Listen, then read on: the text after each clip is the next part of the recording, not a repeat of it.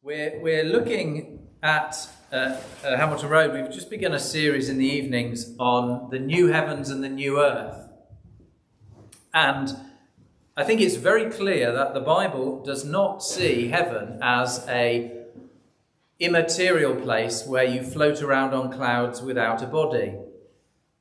Genesis 1 and Genesis 2 and Revelation 21 and Revelation 22. In other words, the bookends of the Bible, the first two and the last two chapters of the Bible, are clear in my mind that what God created in Genesis 1, he will recreate perfect at the end of all time. We will be in physical resurrected bodies in a physical and spiritual new heavens and the new earth. We won't be like the Greeks, disembodied souls floating in some half-real, insubstantial place. The new heavens and the new earth will be more real, more tangible, more concrete, more physical than the world we live in now. So the theme today is, or the title for today, I've called it The Promise of Resurrected DNA. And the theme really, if the whole sermon, if you remember nothing else, is this: Christ is risen, and his resurrection is the pattern for your resurrection. And your resurrection is the pattern for the whole creation. Risen Christ, risen Christians, risen creation. That's the theme. So you could, well, I would say you could switch off now, but please don't. But that's it. Risen Christ, risen Christians, risen creation. When I was driving here this morning, I left a little bit late for reasons you don't need to know about. And as I was halfway here and the roads became less familiar, I discovered that the sat-nav on my car is not working. Okay? Now, I knew roughly where Tenterden was, and I knew where Ashford was, I knew where Bethersden was, and I thought, well, okay, we can... But there were a few moments this morning where I was concerned because I didn't have a map. I had a kind of vague mental map and I had a broken sat-nav. So where did I turn? I had to stop. I had to turn to Google, didn't I? I had to put my phone on the dashboard or phone in a pocket at the front of by the car. I had to put the postcode of the church in. I had to press directions, start. And suddenly I heard the reassuring voice. After 3/4 of a mile, turn right. Suddenly everything is so much better when you have a road map, when you have directions, when you have a destination, when you have a goal. Suddenly everything is better, isn't it? Well, I'm going to suggest that Romans 8 is exactly such a road map. So verse 11, perhaps is going to be the key verse for our theme this morning. If the spirit of him who raised Jesus from the dead is living in you, he who raised Christ from the dead will also give life to your mortal bodies because of his spirit who lives in you. We cry out, Lord, where are we going? Give us a road map. Here's the road map. And just so that we are clear, he mentions the resurrection of Christ twice in the same verse. Do you see? The spirit of him who raised Jesus from the dead, then he who gave life, and he who raised Christ from the dead. He's talking about the Spirit raising Christ, God the Father raising Christ. Elsewhere, Christ has power to take up his own life. Twice we're told he's alive. And his resurrection is your resurrection. And your resurrection is the pattern for this created world. That's the plan. There is a man in heaven, Christ. There is a man in heaven with resurrected DNA. His body is a new body. And yet, there is a link between his new body and his previous, if you like, his old body. Just so with you. It'll be sown perishable, but raised imperishable, like a seed, the picture of a seed and a plant. They're different, and yet they are the same. You could trace a line between the acorn and the oak tree, between the sunflower seed and the sunflower plant. They're different, but they are the same. So it's with you and me. Be encouraged. So what are we thinking about today as we look? Well, first thing is that there's a risen Christ. There's a risen Christ. So you see in verse 11, we've read that verse. And then also verse 33 and 34. Who then is the one who condemns? Who can condemn you? No one. Why? Because Christ died and rose again. Hallelujah. That's the confidence we have. And where is he now? He's at the right hand of God, interceding for us. His presence there, not only his words, but his presence is the interceding that Paul is talking about. Because he's there, everything is well. That's our hope. That's the gospel in a nutshell, isn't it? What's the gospel? Jesus lived, Jesus died, Jesus rose again. Elsewhere, he says to his disciples, touch me. A spirit does not have flesh and blood, as you see I have. Touch me. Let's eat fish together on the beach. Let's break bread. It was as he broke the bread on the road to Emmaus that the two disciples realized it's him, it's the Lord. With his physical body, he tore the bread apart. Now in heaven, flesh and blood, a man with DNA. Jesus. When you plant poppy seeds, you expect poppies. If you plant tomato seeds, you expect tomatoes. The same, but transfigured. The same, but more glorious. And so it is, Paul talks about 1 Corinthians 15, doesn't he? This body, like Christ's body, was sown into the ground. It went perishable, but it's going to be raised imperishable, never to rot or decay or age or weary or tire. That's the new body. It's still your body. Sown in dishonor, raised in glory. There's nothing special about it. And yet now it's going to be glorious. Sown in weakness. We die in weakness, but we're going to be raised in power. Sown a natural body, fit for this natural earth. Paul says, raised a spiritual body, fit for the spiritual world to come, so we can worship God as we were meant to worship him. Doesn't mean that we'll be insubstantial. We'll have physical and there'll be physical / spiritual body. Don't ask me to explain what that all means, but the first conclusion that we can know is, well, if there's a risen Christ and his body is raised like this, and he's now in heaven, and he's now seated at the right hand of God, if this man in heaven is there, you can be at peace. You can be at peace, utterly at peace.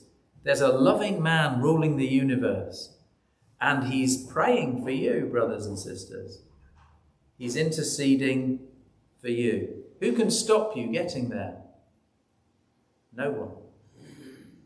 Who can close the roads like Canterbury City Council love to do around Whitstable this time of the year? Who can close the roads and stop you getting where you want to get to? Who can break your sat-nav? No one. There's a man in heaven. Christ is in heaven. For you, if you're a Christian. Risen Christ. And the second thing to notice is that there is risen Christians. So verse 11 says that. Look, if the Spirit raised Jesus from the dead, he's going to give life to your mortal bodies.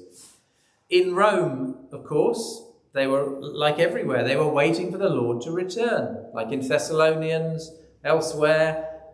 But he hadn't come back yet. And so Christians were dying. And this expectation that they had of this imminent return of Jesus was clashing with their experience, their reality, that Christians were dying. Surely the Lord was going to come back. Surely we wouldn't have to face death what's going on? And Paul, of course, here and in Thessalonians, elsewhere, and he writes in his letters to explain, yes, he's going to come. Be ready. He'll come like a thief in the night. You need to be prepared. It'll be instant. But he hasn't come yet. But of course here, this verse 11 is this promise. But be assured, your body might die, but Christ is going to raise it to life. Your resurrection will follow the pattern of your Saviour's. Elsewhere, we read all kinds of references, and I'm just going to flick through a few now. If you want to follow, you're very welcome. So in 1 Corinthians chapter 6 and verse 14, by his power God raised the Lord from the dead, and he will raise us also. Or again, just over a few more verses to 2 Corinthians chapter 4 and verse 4. Is that verse 4? 2 Corinthians 4, verse 14. Because we know that the one who raised the Lord Jesus from the dead will also raise us with Jesus and present us with you to himself. And then 1 Thessalonians chapter 4 and verse 14 again. 1 Thessalonians 4, verse 14. For we believe that Jesus died and rose again, and so, therefore, we believe that God will bring with Jesus those who have fallen asleep in him. This is our experience. This is our reality. His resurrection is yours. Now, what's our experience at the moment? Well, verse 18 tells us. We suffer. See that? Verse 18, our present sufferings.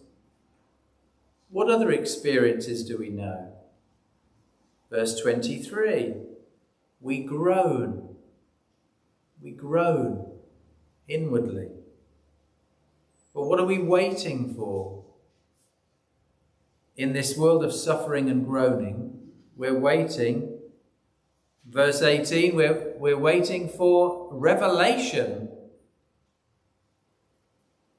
Verse 18, we're waiting. Verse 19, we're waiting for the children of God to be revealed. There's going to be a glorious unveiling where the truth will be seen and God's people will be seen, revealed. We're waiting for, verse 21, liberation from death and decay. We're waiting, verse 23, for our adoption. You say, I'm already adopted. Yes, you are, hallelujah. But the adoption that Paul is speaking about here is that final adoption, almost like the final ceremony where the whole universe will see God say to us, you're mine and I'm yours. You are my children. And all the universe will see, and all the angels will see, and the accuser will see before he's cast into the lake of fire. We're waiting, aren't we? We're suffering and groaning. We're waiting, but we're waiting for something amazing. Risen Christians, that's your destiny. Risen DNA, risen bodies. The very body that currently is getting older and greyer and weaker and decaying, that body Christ will resurrect. Not a new one. Not new in the sense of starting from scratch. But this body that you inhabit now will be reborn, recreated, resurrected. Glorious, liberated, utterly physical, like Christ's. Completely spiritual, able to worship God in spirit and truth. Perfect for the new heavens and the new earth. You're longing for that, I hope. You're looking forward to that. Maybe you've seen that TV series, The Repair Shop. You've seen that? Yeah? People bring in their cherished items, don't they? Often in very poor condition. Ideally for the TV producers with some sad story or, some sort of tear-jerker little story where, it's grandma's in the war, or grandpa took this with him to war. Oh, that's perfect for the repair shop, isn't it? Pulls on the heartstrings as well. And they said, look, we need it repaired. We love this item. Why? Well, really, they love the item because of the person, don't they? There's an emotional connection, not with really the item, but with the person to whom the item belonged. And so they'll sand, they'll polish, they'll cut, they'll paint, they'll stitch, they'll hammer, they'll do whatever needs doing, they'll create whatever needs replacing, and they'll restore it to its former glory, as it were. They'll bring it back. And in essence, it's the same item, although if it had lots of bits missing, you sort of say, well, is it the same? Is it quite the same? You've had to, we couldn't find. We just couldn't find this, so we've kind of rebuilt it from scratch. But God says, no, I'm going to make all things new. I'm going to bring everything back. Imagine a God who had to start again because Satan interfered with his plans. Imagine a God who had to sort of rip up this world and start from scratch because the enemy of our souls had marred things so badly. Imagine a God who couldn't rebuild what had fallen. That wouldn't be a God worthy of worship, would it? So the repair shop may have to kind of beg, borrow and steal other items to create something new. But God says, no, I'm not going to do that. The you that is you now will be the you that is born anew in the new heavens and the new earth. I will not lose one strand of your hair. I will not lose one eyelash. I will not lose one molecule of your DNA. In the new heaven, somehow I'm going to recreate you perfectly. So it seems to me that teaches us lots of things. Teaches us, first of all, that we are precious beyond belief to the God who loves us. Do you realize how precious you are? Over every, the famous phrase is, there is not one square inch of all this creation over which Christ does not say, mine. But let's make it more personal. There is not one square millimetre over your entire body. There is not one cubic centimetre of your entire physical being. There is not one synapse in your mind. There's not even a thought in your head, where Jesus does not say, that's mine. You're mine, and you are precious in my sight. That sounds like Isaiah, doesn't it? I redeemed you. Fear not, for I redeemed you. You are mine. I bought you with a price. You are precious. That's what God said to Israel. That's what he says to you. That's what this teaches me. The physical resurrection of God's people teaches me that you're precious. We're precious to him. It also teaches me to suffer in the right way. Verse 18, I consider that our present sufferings are not worth comparing with the glory that will be revealed in us. I don't know your sorrows, and you don't know my sorrows, but there is a man in heaven who knows them. And he says, your present sufferings are not worth comparing to the glory that's going to be revealed in you. That helps me to suffer in the right way. It's why when Google came to my rescue this morning, I didn't suddenly go crazy and lose my mind, because Google was helping me come here to the church today. When Martin Lloyd-Jones was preaching after the Aberfan disaster in Wales, where a whole village lost a whole generation of children in that horrific and awful crime, he preached on these verses. Now that takes some courage, doesn't it?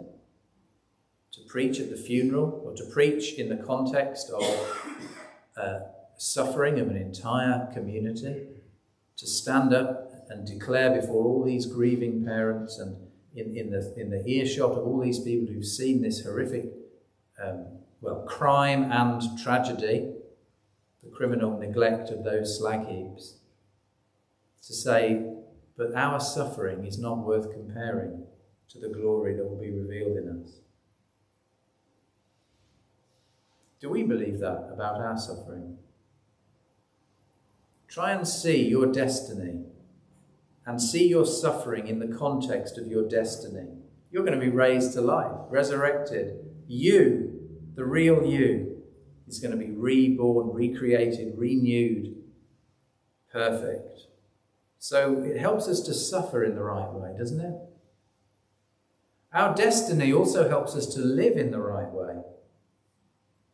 If you imagine the repair shop, often when they get their little item back, let's say it's a toy or a pair of binoculars, seen all kinds of things restored. And often they say, oh, we can now use it again.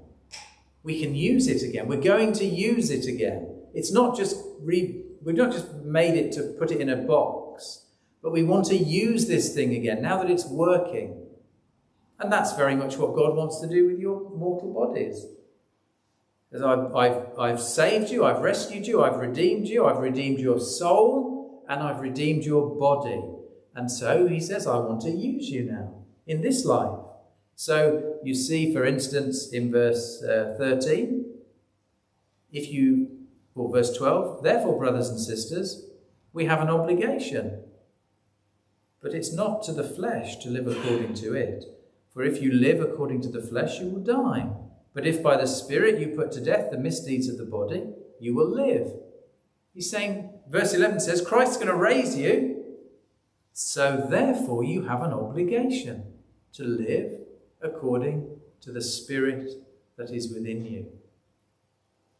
How do you know that you're going to be resurrected one day? One of the signs that you will be resurrected one day is that you've already started being resurrected in the way you live already. A change of life is a sign that you will be transformed then. New life. If there's no fruit, if there's no change of life, there's a question mark, isn't there, over your future destiny.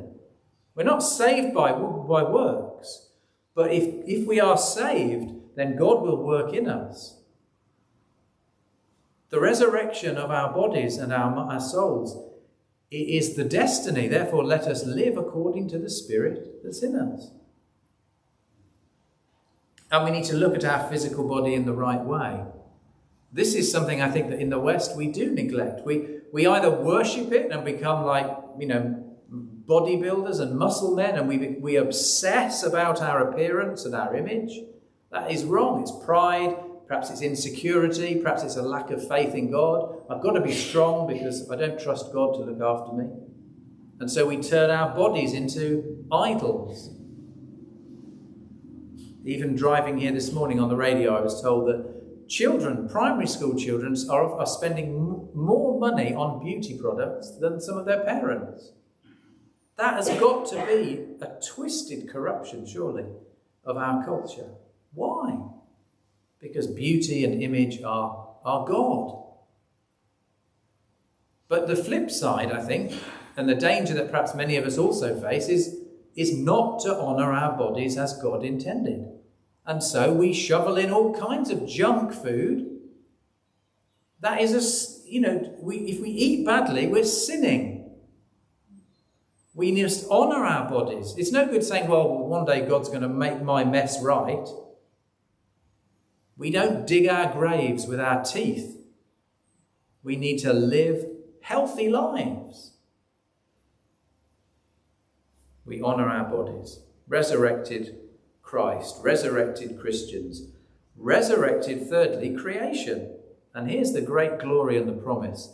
Because Christ is risen, we will rise. Because we will rise, the whole creation will be raised with us. He's the pattern. You see in verse 19, what's the creation doing? It's waiting. The creation is waiting. Paul is kind of painting or imagining creation like a person waiting in eager expectation, on the tip of your toes, on the edge of your seat. It's like the whole world is waiting with bated breath. When are God's people going to be revealed? When can I see? Why? Well, because creation wants to be set free from its sufferings as well. When Adam and Eve fell, creation fell. Because we were the head of creation, under Christ, under God. We were the stewards over creation, to rule it and to protect it. And when we fell, we were so bound up, and the world is so bound up with you and I, that the world fell. The reason why animals die is because we sinned. Every time you drive past roadkill on the way home today, remember, it should not be like this.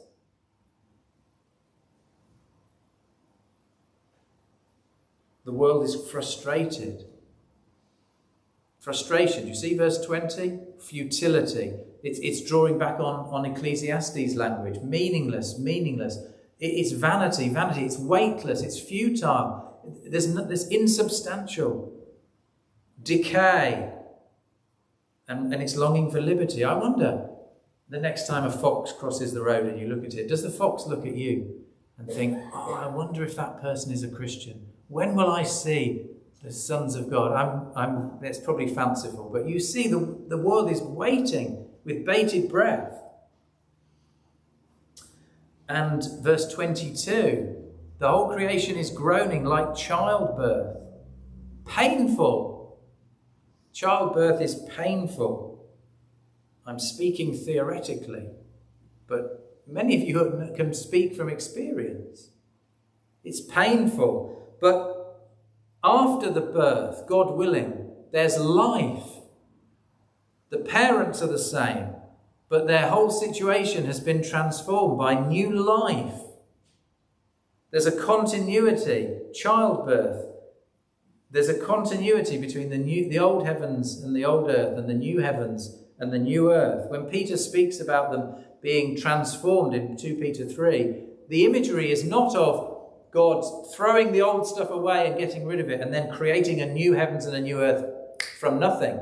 The picture is of the phoenix rising from the ashes. This world will be consumed and reborn. If you've never been to the Grand Canyon, don't worry.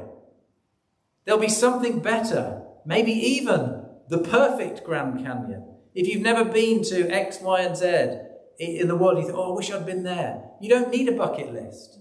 The new heavens and the new earth are going to be glorious beyond description. And there'll probably be echoes of this world. Why? Because it glorifies God to recreate what he has already created.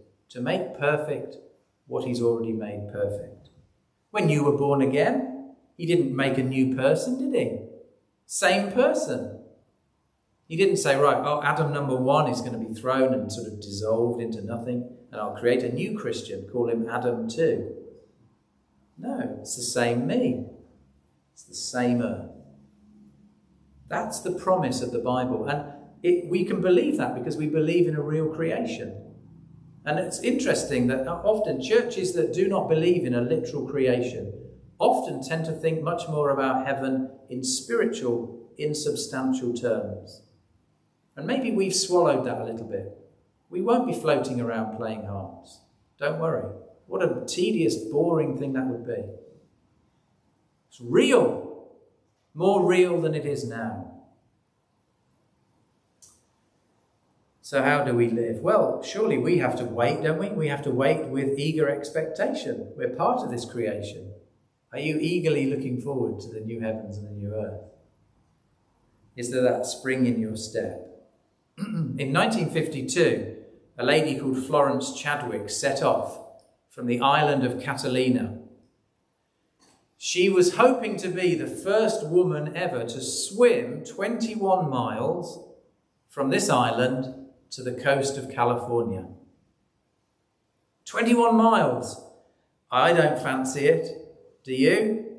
There's sharks off the waters of California. No thank you. Plus 21 miles. Who wants to do that still? She set off. And she set off from this island. She was swimming well. She trained. She was lean, mean swimming machine. Away she went. But after about halfway along the journey, they came into thick fog. Doesn't affect her in any way, does it? Well, the thing is, she could no longer see the coast. And after 15 hours, she begged to be taken out of the water, and she said, I can't go on anymore. But her coach was saying, you're nearly there, you're nearly there. And she couldn't go on any further. With all this fog, she was brought out, and she was about a mile away from the coast. 20 miles she'd swam, 1 to go. And she said, I could have done it. I think I could have done it if I could have seen the coast. Well, 2 months later, on a beautiful sunny day, she did. She saw the coast and she swam. She could probably smell all of those oranges growing on the Californian coast. You could see the palm trees. Maybe she could even see Hollywood and the Golden Gate Bridge. Who knows? I've no idea where Catalina is compared to San Francisco. But she could see it. And it kept her going. Isn't so much of Romans 8 about this? It's looking forward, isn't it? It's the roadmap. Better than Google. More certain. You need to look up. Isn't it interesting when you go away on holiday? Why does it always seem to take longer to get to your holiday destination than when you come home? It always seems quicker, doesn't it? Why is that? I don't know. All kinds of reasons, perhaps. If you want an older illustration, one man has said this: whenever I go out riding on my horse, if I go on a long journey, the ears on my horse always prick up when they know that they're heading home. There's something about home. We're nearly home. We're nearly home. Paul says that. He says, look, keep looking. This is how you can be more than conquerors. Risen Christ, risen Christians, risen creation. It's the same pattern for all. DNA. Resurrected DNA. DNA is like a pattern, isn't it? If you can unravel the code of DNA, you can follow all the amino acids. It's the building block for life. When a new life is created, their DNA is set. And so all kinds of things are biologically destined to come to being. The colour of their hair, the colour of their skin, their height, their sort of physical form and structure. It's the reason why they'll be similar to their parents, but different, and yet very much more different from every other human being on the planet, and yet similar to every other human being on the planet. Isn't it incredible? There's never been another one of you.